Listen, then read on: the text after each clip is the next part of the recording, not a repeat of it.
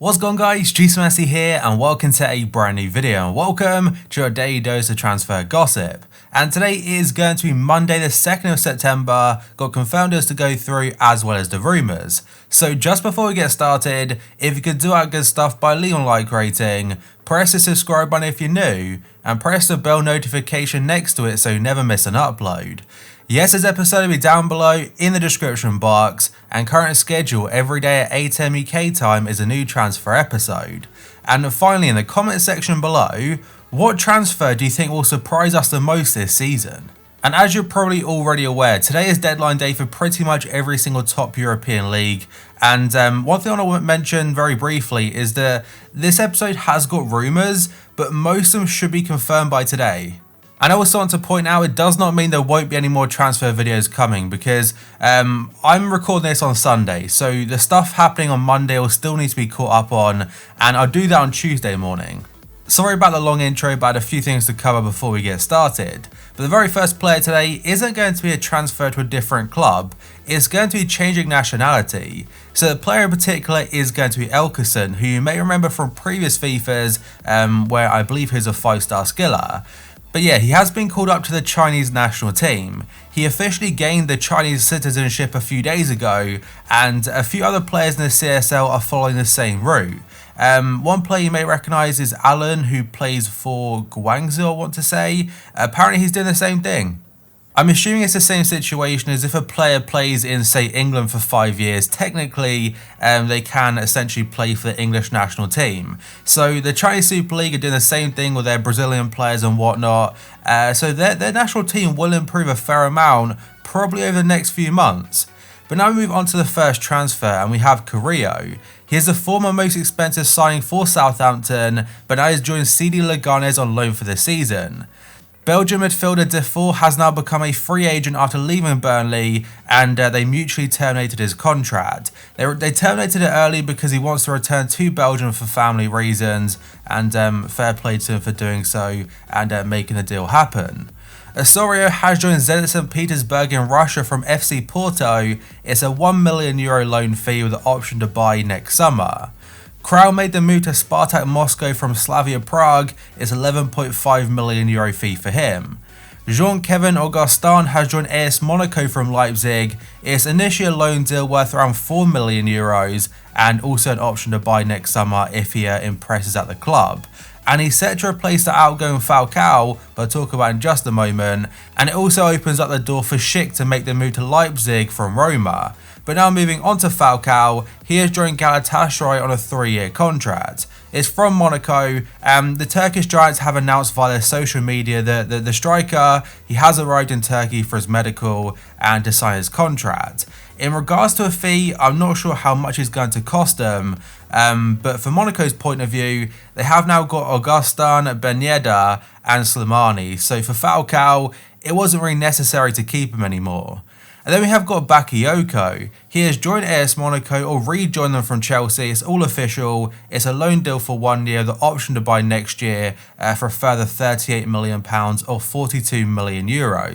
It never really worked out for him in the Premier League for Chelsea, and then he went to AC Milan, and to be fair, he did play pretty well there, but it wasn't really enough to convince Frank Lampard to keep him, and now goes back to AS Monaco, where before, especially in their league-winning campaign, he was very good alongside Fabinho. And next up, a player that only joined Atalanta a few weeks ago, 3 weeks ago in particular, is Martin Skrtel. He's now been forced to call time on his playing career at Atalanta without playing a single game for the Serie A club. The reason according to pretty much every single Italian outlet is that he's had to go because of physical problems. They didn't specify what the injuries were, but yeah, he will be a free agent and maybe he could retire or could take some time off. And next up, Carousel are saying that Sevilla goalkeeper Sergio Rico is joining Paris Saint-Germain and it'll be a loan deal with the option to buy. And this is ahead of the whole Keylor Navas to PSG and Areola to Real Madrid deal that should be confirmed already as well. But for PSG, they've kind of shortened the goalkeeper area, and essentially Rico comes in as a third choice. Actually thinking about it, he might even be back up to Keylor Navas, and the goalkeeper they signed from Chelsea earlier this summer, he'll be the third choice keeper instead. And now we got on to Patrick Sheikh, who I mentioned before. Leipzig is set to sign him from Roma on a 2-year loan deal. That's according to Gianluca Di Marzio. But it probably will be confirmed by Monday, if not already. And the reason that Roma are willing to sell him is because they're set to sign Nikola Kalinic from Atletico Madrid. He is set to arrive today on Monday to complete his medical and sign a contract. He'll be a loan deal with the option to buy at the end of the season, as pretty much every single transfer today has been. Javier Fernandez is on the verge of a €10 million move to Sevilla, where he'll sign a 3-year contract. The Mexico international was said to have submitted a transfer request to West Ham to force a move, according to Marca, and he will be a Sevilla player imminently, and I'm pretty sure their 14th summer signing. And now we have got a story from RMC Sport in France. They're saying Paris Saint-Germain and Real Betis are in talks over a move for midfielder Leandro Paredes.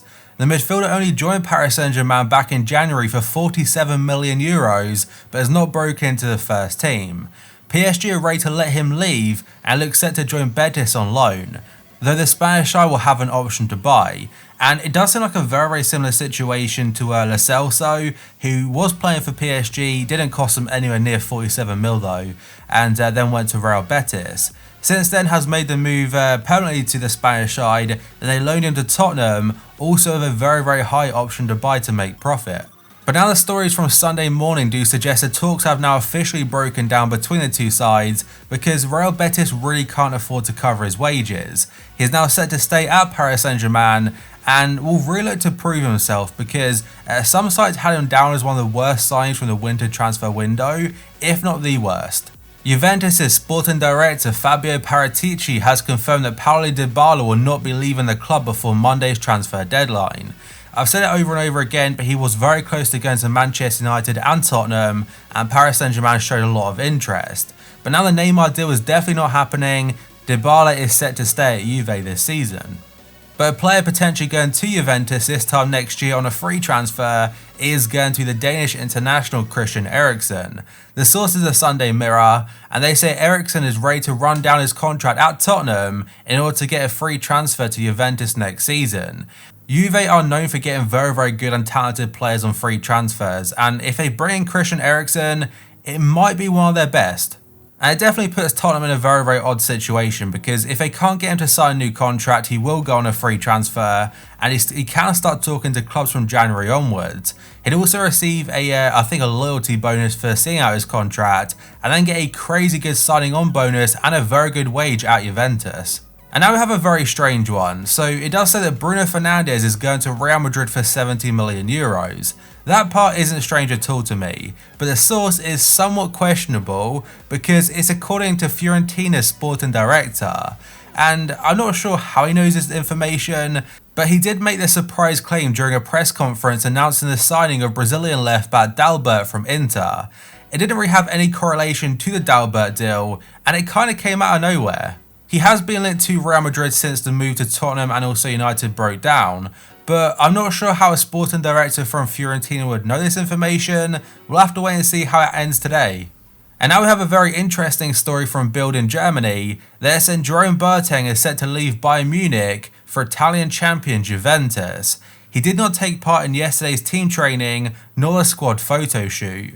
Juventus have been in contact with Bayern about signing him because Giorgio Chiellini is now out for a long time with an ACL injury. He'll come in as a replacement for him, that's according to Sky Germany. They don't mention how much a transfer will cost him, but it has been rumoured all summer long that he'll probably be leaving the Allianz Arena, and a move to Juventus is not a bad option.